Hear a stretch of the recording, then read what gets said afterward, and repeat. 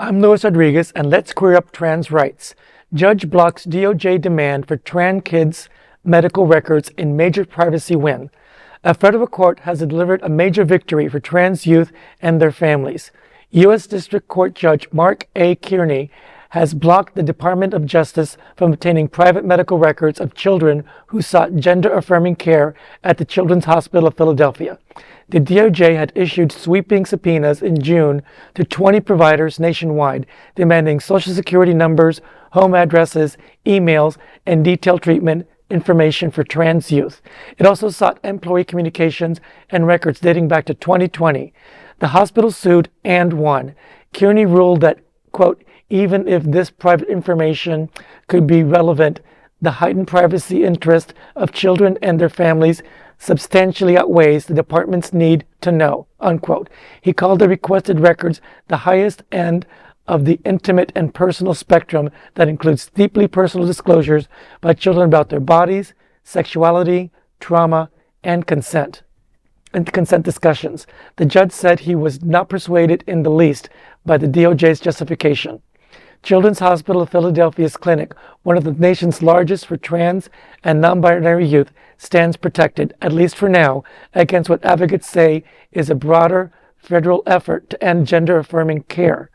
This is in an issue where politicians want parents to have rights and have say about their children, and they're overstepping in financial and medical issues that these are not medical people, they're not medical professionals.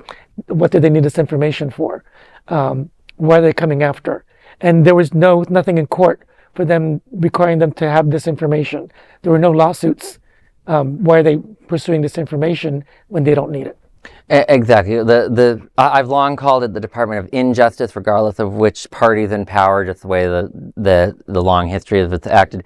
But under Trump, especially this term, it's been unusually heinous, and it's been nice to see, one, that the DOJ can't seem to win a case on anything lately. Thank God, quite frankly.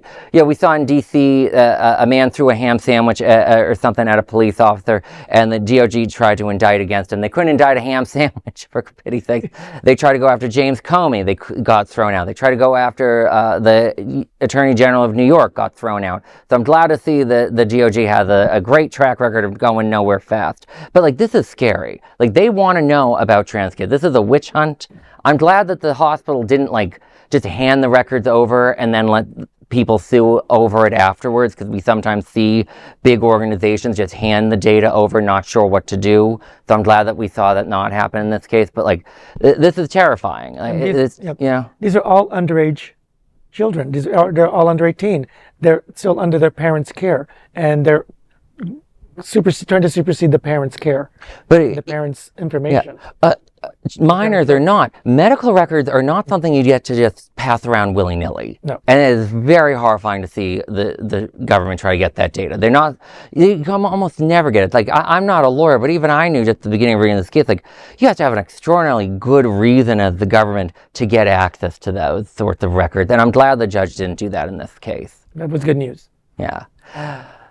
There is no other queer nonprofit media platform like this in the entire world. Support our LGBTQ stories by sharing them and subscribing to Queer News Tonight.